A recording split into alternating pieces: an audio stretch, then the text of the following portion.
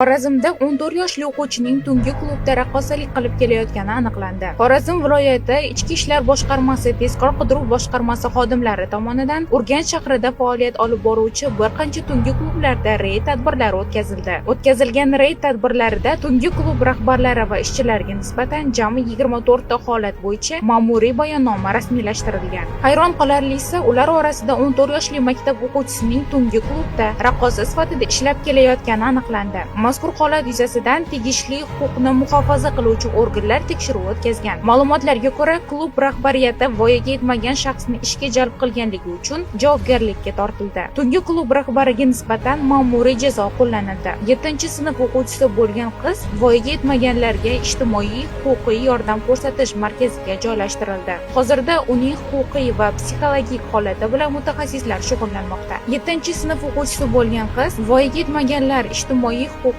yordam ko'rsatish markaziga joylashtirildi.